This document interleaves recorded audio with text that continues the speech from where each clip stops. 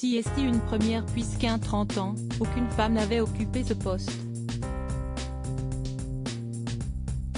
Lundi 16 mai, Emmanuel Macron a mis fin à un suspense de plusieurs jours en nommant Elisabeth Borne en tant que première ministre, quelques heures après la démission de Jean Castex. Une annonce qui n'est pas passée inaperçue et qui a été très commentée, notamment par Brigitte Macron. En déplacement Disneyland Paris, dans le cadre de l'opération Pièce jaune, avec Didier Deschamps et Jean-Luc Reichmann ce mercredi 17 mai, la première dame a évoqué cette nomination face aux caméras de TF1. Si est-il une femme, on est folle de bonheur, et si est-il la bonne personne au bon poste, a-t-elle d'abord affirmé. Un choix qui semble la réjouir et qu'elle comprend entièrement. Parce que nous, les femmes, quand on est nommé quelque part, si est encore plus difficile parce qu'on est attendu au tournant, a-t-elle conclu.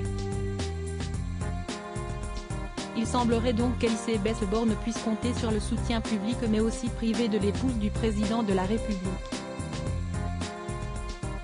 Sous la Ve République, si est seulement la deuxième fois qu'une femme accède au poste de Premier ministre. 30 ans plus tôt, si est Édith Cresson qui a été chef du gouvernement sous François Mitterrand, de 1991 à 1992. Ainsi, suite à sa nomination, Elisabeth Borne a immédiatement réagi, indiquant dédier cette nomination à toutes les petites filles. Rien ne doit faire cesser le combat pour la place des femmes dans notre société, a-t-elle d'abord affirmé avant d'ajouter avoir une pensée pour Édith Cresson. Lors de sa prise de parole, elle avait également souhaité remercier le chef de l'État. Merci à Emmanuel Macron de sa confiance et de l'honneur qu'il me fait en me nommant Première ministre. Merci aussi à Jean Castex pour son action ces 2 dernières années. Les défis devant tous sont grands, avait-elle confié avant de déclarer « Je mesure pleinement cette responsabilité ». Pour rappel, Elisabeth Borne fait partie du gouvernement depuis plusieurs années.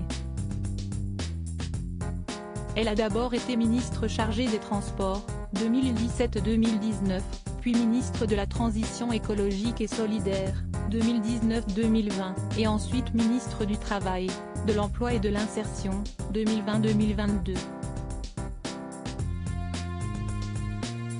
Elisabeth Borne, quelle personnalité politique l'a également soutenue? La nomination d'Elisabeth Borne a beaucoup fait réagir. Elle a notamment réjoui de nombreuses personnalités politiques. Avant Brigitte Macron, si est Laurence Rossignol, l'actuelle vice-présidente socialiste du Sénat, qui a pris la parole. L'occasion pour elle de faire un rappel important mais surtout de dénoncer les remarques sexistes dont Elisabeth Borne pourrait éventuellement être la victime. Si jamais elle était en proie à des critiques sexistes, à des moments difficiles, misogynes, nous la soutiendrons, a-t-elle affirmé. Un autre soutien de taille, qui a dû ravir la principale concernée. Loading Widget.